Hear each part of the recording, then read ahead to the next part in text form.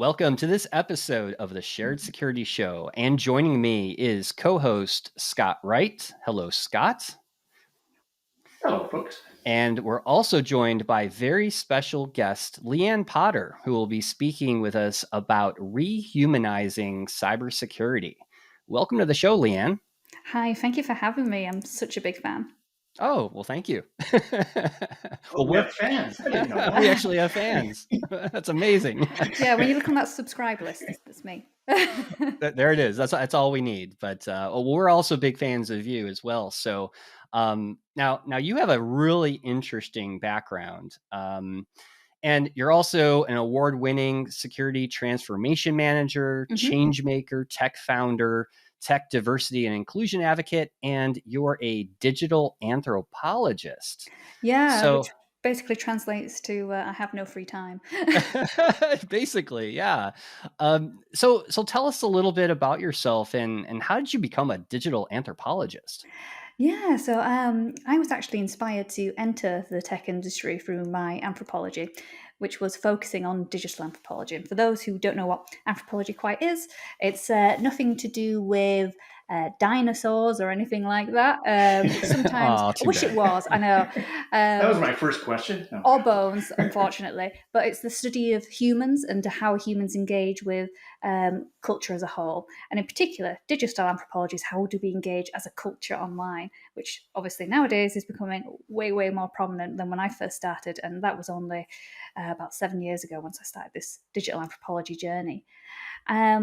How I got into tech, though, was I was working as a project manager at a charity, and I was given the brief, solve destitution, and here's a pot of money. That was the brief. There was nothing else about it. And so I thought, okay, let's see what comes through our doors. And what I was seeing time and time again was that people's inability to access online services was stopping them getting out of destitutions. So at the time in the UK, there was a big benefits overhaul and everything had gone online. Whereas before, you'd go in person to register. And so people were turning up at the sort of typical job centres or the housing office and things like that, say, I'd like to register my interest for financial benefits or housing, for example. And they were just being turned away or pointed to a bank of computers. And for people who'd never used a computer before, that was just so terrifying for them. And I just thought, we're moving too fast with technology. We're actually leaving a lot of people behind, and it's causing a lot of social inequality. And so that's why I became sort of fascinated with what's known as the digital divide, which says, if you are digitally excluded, you are socially excluded. And we've seen that in COVID, the kids that could carry on going to school and the kids that had to share a laptop, between all their siblings and things like if they even had a laptop.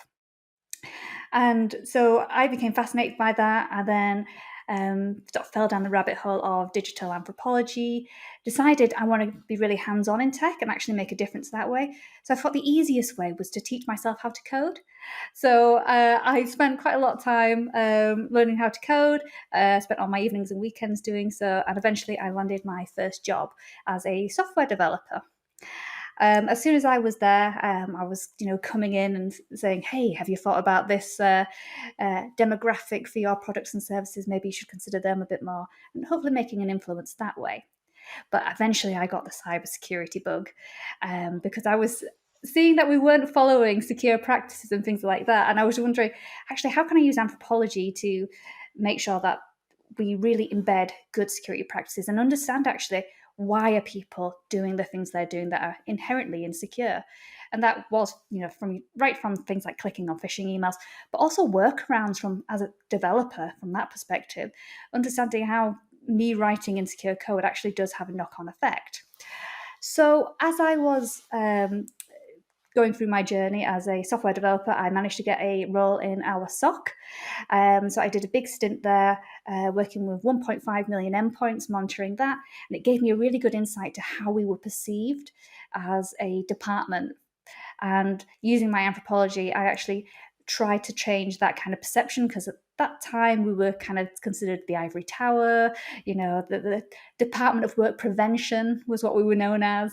And so what I really wanted to do is make sure that using anthropology, we had a really good understanding of the troubles and trials that our end users were facing, because of the security controls we were putting in place.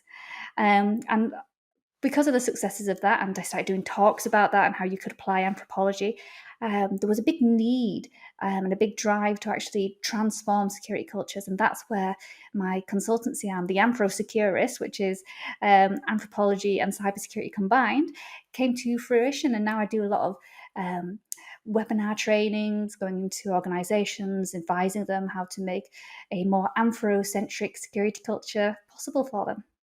Very cool. Very cool.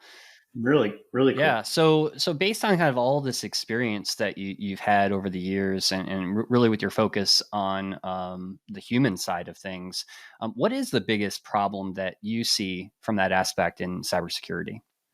I always say this, and it's not very popular. I think the biggest problem is us. It's the security team. I think it's our own hubris.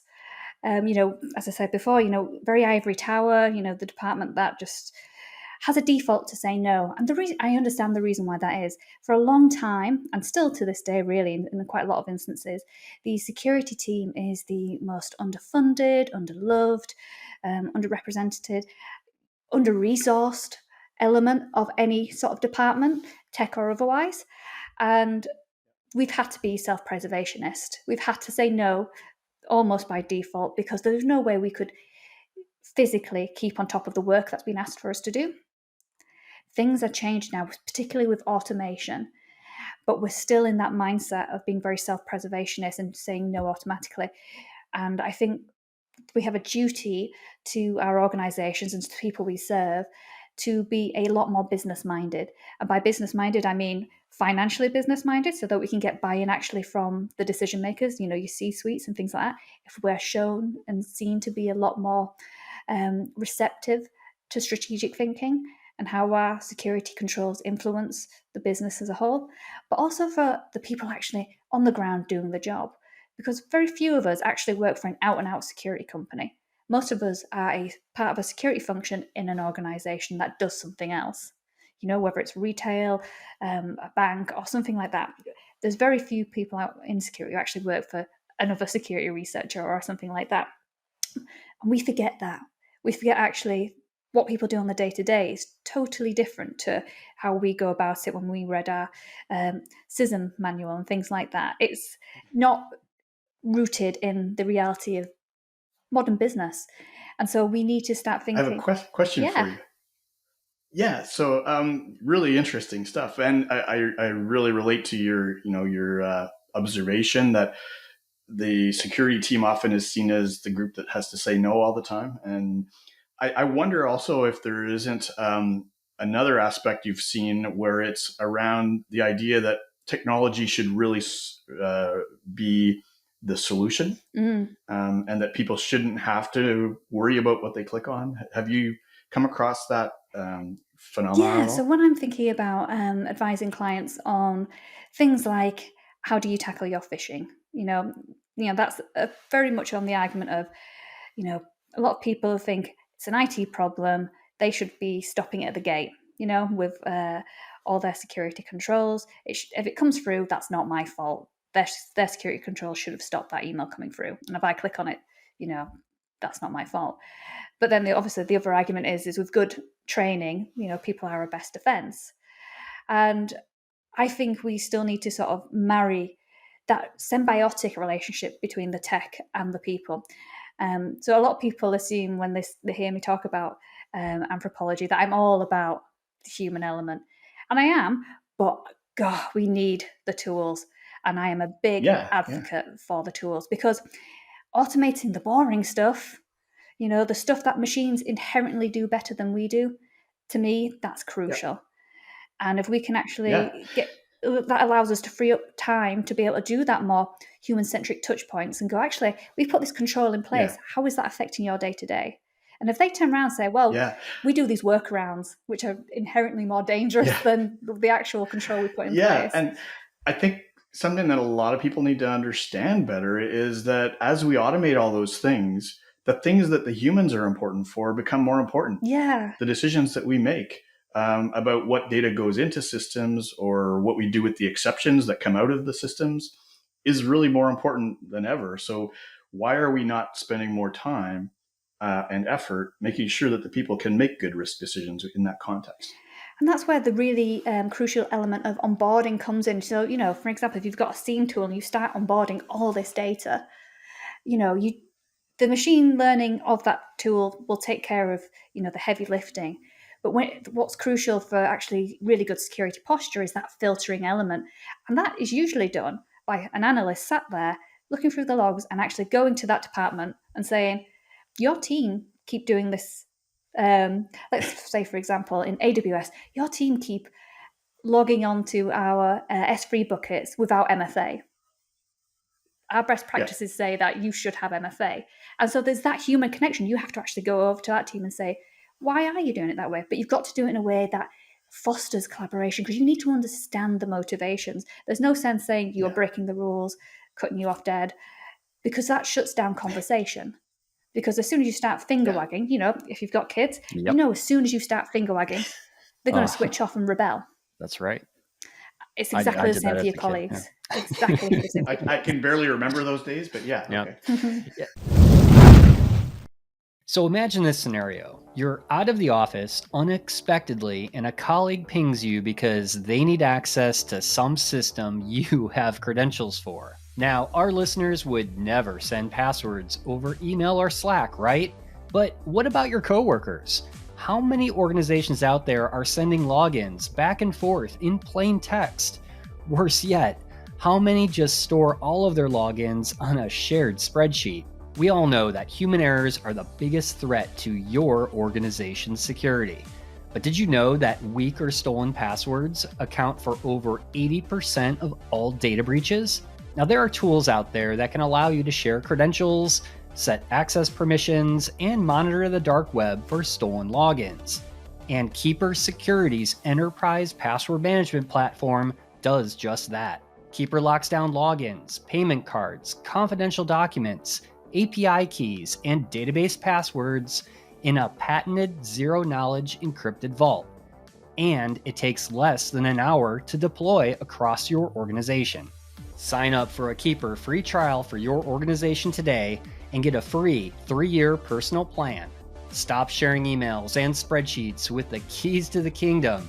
Get started by visiting keepersecurity.com/shared security. You want your organization to be secure and compliant and to have a healthy culture, but your employees' lack of awareness makes you vulnerable to data theft, fraud, and compliance penalties. It's frustrating that the boring, static training content that's being used today has failed to improve employees' ability to defend against cyber attacks. At ClickArmor, we know that without using gamification, it's extremely hard to get staff to understand how to avoid threats. Our gamified simulations and challenges have provided a 50% average improvement in thousands of employees' ability to spot phishing threats. Go to clickarmor.ca/shared security to get your free gamified phishing assessment for up to 500 employees. You'll see quickly how gamified simulations can help your team be more resilient and compliant and help avoid costly ransomware and fraud incidents. Let ClickArmor help you go from being an underappreciated, stressed out fall guy to being an innovative leader who's the catalyst for greater productivity in your organization. So you had mentioned automation, and we are automating all the things these days because it just makes the security professional's job just much easier. And with the advent of AI, and you had mentioned machine learning, do you think this technology helps or harms us in cybersecurity? There is two schools of thought on it, really. So there's always the concern with machine learning and AI about inherent bias. So again, that's where the human element comes in, but also we're inherently biased. So when we're looking at, say, logs, for example, to see, oh, well, Dave's logged in at 2 a.m, that's not normal behavior. Sometimes we rely on a machine to say that. Sometimes we might need that human element to rely on that. And it's important to have those human conversations to say, is this going to carry on, Dave? Is he potentially a insider threat? Is he starting to do stuff, out of hours? And you do need that sort of human element. But again, there is that danger of bias. But what's really I find really interesting is there's a lot of fear around, the robots are coming to take our jobs and things like that. Yeah. Yeah. But what's interesting for me is to think of it of another way, is that really machine learning and AI is all based on information we've given it as human beings. So it knows what human beings are. It knows, better than we do. It's got all the resources in the world to understand what are human patterns, because there's a misconception sometimes. We like to think as humans that we're quite unique individuals, and in a sense we are. But really, when you put it through an algorithm, what it really shows is that we are very repetitious. There is a lot of things we do continuously. There is a lot of things, patterns and ways of doing things. So we're not really unique or distinct in that sense. And we need to utilize machine learning and AI tools for that purpose. Question for you there too. So you mentioned the bias in AI, and it'd be interesting to get your thoughts on something like, the movie The Social Dilemma kind of focused a lot on the biases in those big commercial social networks, right? And nobody seems to understand what the outcome is going to be from those things, right? Yeah, so, we talk about in security by obscurity, don't we? But, they're doing algorithms by obscurity, and it's all right for them. I get that it's about intellectual property, but it is interesting to sort of see from a cultural anthropologist perspective of how those algorithms are shaping culture. I like to think of Google as almost the ultimate anthropologist, because if you think of it, every time you insert a search term into Google, it records that. So Google knows humans better than anyone. So he's pretty much I say Google is a man because I remember that TV short. I don't know if you ever saw it on YouTube, and the guy with the beard. Yeah.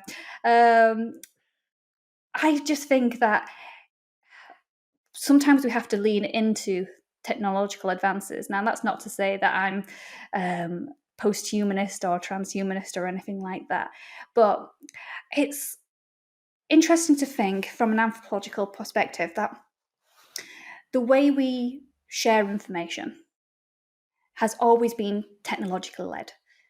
So think back to the very early times when we first started writing our memories and information. It was on cave walls, it was on stone. It later developed into papyrus, which was quite ephemeral because that did disappear as well. Then it went to paper. Now we're doing it digitally. And there's an argument to say that as technology expands, so does our sense of history and our sense of being able to record memories and our sense of self. That also develops. So we've gone from cave paintings where we have a few diagrams and say, the beasts are that way, good hunting that way. And as we move forward into how much we can put on a single document these days, how much of the human experience we can put on a single document in digital form, right, just goes to show that actually as technology develops, we develop our own sense of self as well. The crucial thing, however, is we need to make sure that we retain power over it. And that's where sometimes these algorithmic kind of obscurities do pose ethical concerns.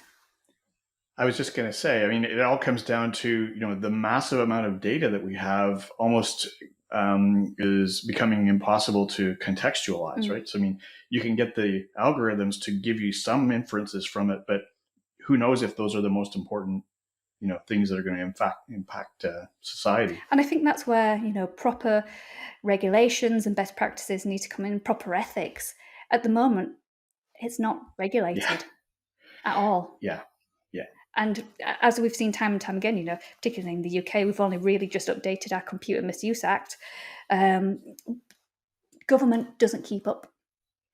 So it's really up to us. You have a Computer Misuse Act? We don't have one. Canada doesn't even have one. Well, it was brought out because of a hacking scandal from the royal family. So, but I think, governments do have a part to play, but they're just slow off the mark. So if they're not going to play a part, then we as individuals or as a culture need to start saying, actually, we're not happy with this, we're not happy with that, and calling out, well, we've seen bad behavior. So, when you do see things like when Amazon discriminated with CVs and things like that, those news stories are so vital to get out, to harness the dangers. But I don't think we should stop the technological advances, because I think they're evolving quicker than we can, and we should just embrace that. Yeah, and the messaging though that we get, when the whistleblowers come out and try to highlight these things, there's so much bias in all the other communications and the fake news cries and stuff. People just generally don't know what to believe, even if we do identify the real problems. Right? Yeah, because at the end of the day, the machines, as always, they've always been, this has been no different. They're only as smart as the things we tell them to do. And, they're a reflection of ourselves, and society is inherently biased as well. This is true. This is true. So what's the one thing that organizations can do to kind of bring the human back into their cyber programs? So you really need to just talk to them. I know that's scary for cybersecurity people to do. Oh yeah, go talk to them. I've had a lot of successes where there's been sort of resilient cybersecurity people to actually speak to their user researchers team, which a lot of organizations now have your user experience, and say actually how can we help each other, because they know the user researcher teams know how to ask the micro questions. And you could send a user researcher team to, say, your front desk and say, how do you find using these spreadsheets? How do you find using single sign-on? What password have you decided to use, without them telling you, but giving an indication. Does it follow these standards? Does it annoy you if we keep asking you to update your password every 30 days? Or if I give you a chocolate bar, will you give me your password? It does happen. So some of the things you said, though, kind of imply that this has to start with the larger organizations, because not many organizations I know of have a user research group. Well, that's one option, but you could also spend a bit of time in different departments. Start understanding shadowing, sitting in on meetings, being a bit more present and being visually there. Yeah. Because security is often out of sight, out of mind, and that's usually our fault. We get in a big huff when we're not invited to meetings, but we don't invite ourselves. We should be the proper party crashers of the business absolutely. world. And I've heard that from several years ago, being in a B-Sides conference, and one of the most successful CISOs I know said he started out that way. When he got the role, he didn't know what to do, so he just went to every meeting he could, just to be there and to listen. And then when he had a chance to speak up, people understood that he had context and he was more heard. Yeah. Right? And you also see how other departments interconnect. And that's where you see, the real kind of security flaws. Often, when people are reviewing their sort of security posture, they think, okay, right, so it's these security controls, yada, yada, yada. But actually, when you look at the relationship between teams, and how they engage. And actually, that team's not talking to that team, but they really should. And what they're doing instead is they're bypassing other things. And you learn so much just about other relationships. So if you can take yourself sometimes out of that context of I'm a security person overseeing it, and just looking at the wider picture, the holistic view, you gain so much insight into where actually your real security posture fall downs are. And often it's down to communication, it's down to poor relationships, poor stakeholder engagement, and lack of accountability. And I think going back to your question about, what's really important about security is, one thing I sit on quite a lot is meetings, and someone's like, I really want someone to be accountable on this racy matrix. They won't put their name down, and I don't know why, and I really can't oversee all this stuff. And the reason why it's so difficult to get accountability is because accountability, by its very nature, is really the acceptance that at some point, if you make yourself accountable, you're going to have to justify your actions. Nobody wants to be blamed for anything. And that's why it's so hard to get accountability in an organization. But the way you do that as a security person, and this is again from an anthropological perspective, is by using tools such as reciprocity. Now, reciprocity is the giving of gifts, and it forces social bonds. Now, when I say gifts, I don't mean literally going out and buying presents for the rest of the team. A gift can be something like, in a security context, the alleviation of maybe a control that was in place maybe a few years back, but times have changed, and actually those controls can be reviewed and loosened up. Think about your BYOD policy. Years ago, that was probably locked down.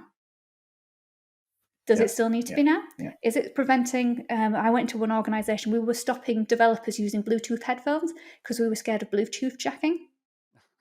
So Wow. reviewing those policies and actually, we want the developers to keep working well, right, and listening to music while they code. So it's just even these tiny gifts. And what reciprocity does is it enables the person to think, oh, that person really cares about, fostering this relationship with me.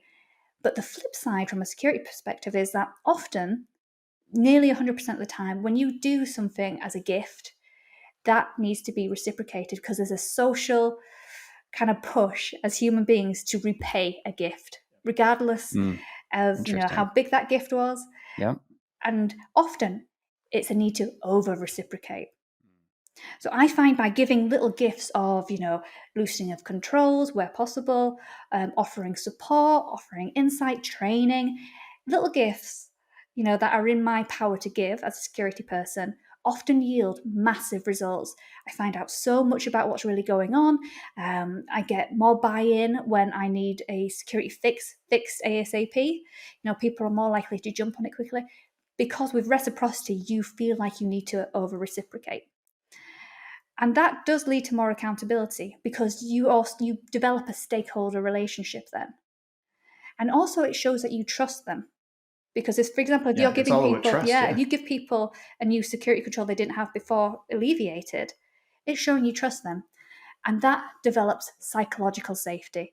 So when you're looking at accountability, the reason why you want people to be accountable is because you want people to have a stake in that control, that process, that policy, whatever it is, that risk. And they need the psychological safety to be able to ask questions about that. And if you don't provide that, that's why you don't get people putting their hands up on that racy matrix. Yeah, really interesting. Yeah, awesome. Fascinating topic. So Lianne, how can our listeners find out more about you? Yep, so I am big on LinkedIn. I love LinkedIn. You can find me at Lianne Potter. And I'm also on Twitter, the Anthropologist. And my personal one is tech_soapbox. Excellent. Well, we'll have those links in the show notes for our listeners. But thank you again, Lianne, for coming on the show. This was a fascinating topic and really appreciate all of your insights and hope to speak with you again soon. Awesome. Looking forward to it. Yeah, I'd love to have more discussions with you. Yeah, that'd be great. I'd be delighted. Awesome. Well, thank you, Lianne. Thank you. Thanks for watching. If you enjoyed this episode and you'd like to help support the podcast, hit that like and subscribe button. To catch all the latest from the show, visit our website, sharedsecurity.net. Follow us on Twitter at sharedsec, and join our Reddit community on the Shared Security Show subreddit.